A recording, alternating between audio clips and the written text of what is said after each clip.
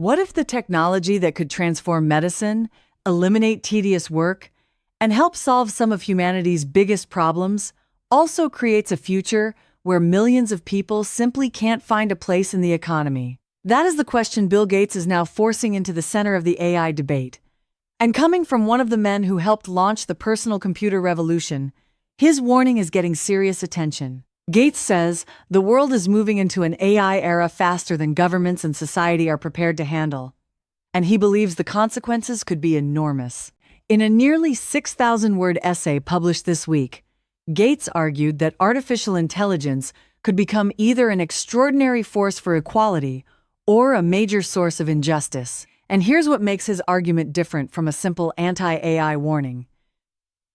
Gates still believes the technology could dramatically improve healthcare, agriculture, education, clean energy, and scientific research. His concern is that the benefits and the damage are arriving at the same time, while governments are struggling to create rules for a technology that is advancing at remarkable speed.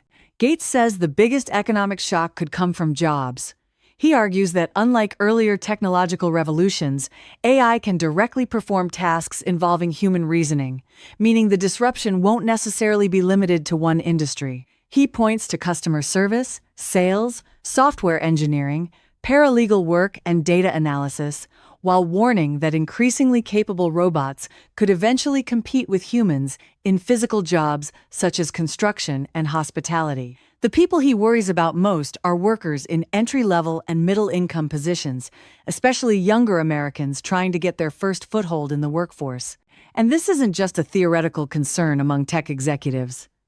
A Pew Research Center survey conducted in June found that 52% of American adults were more concerned than excited about the growing use of AI in daily life. That's up from 37% in 2021.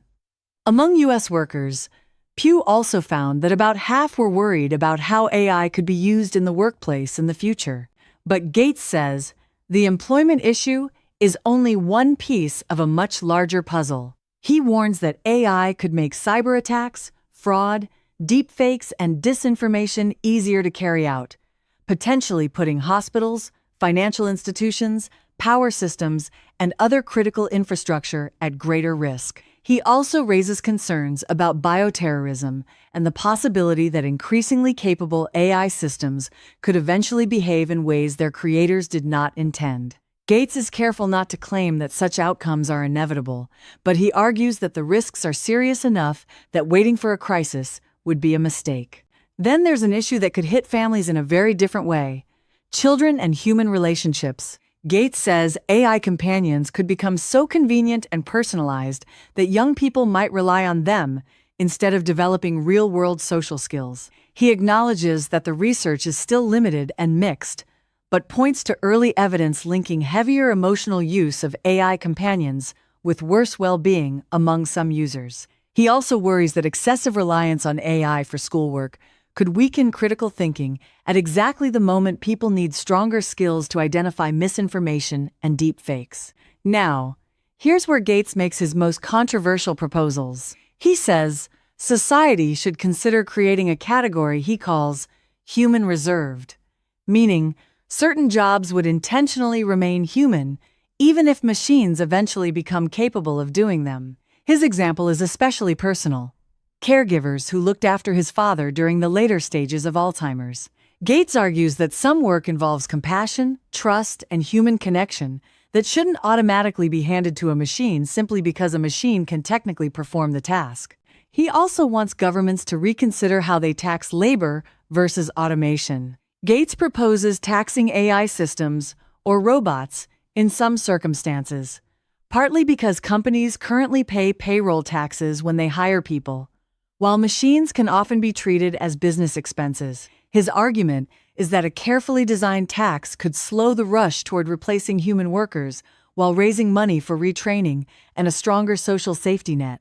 He admits the idea could reduce economic efficiency somewhat, but believes preserving employment and social stability may be worth that trade-off.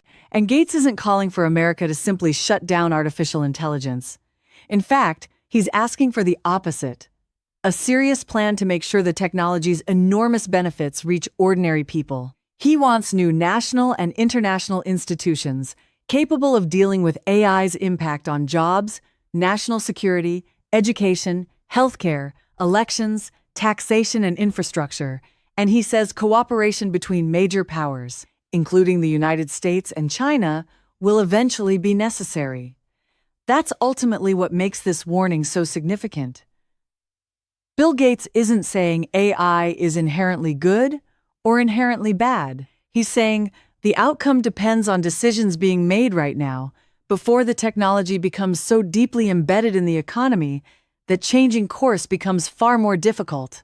The real question may no longer be whether AI is coming, but whether society can move fast enough to decide what should remain uniquely human.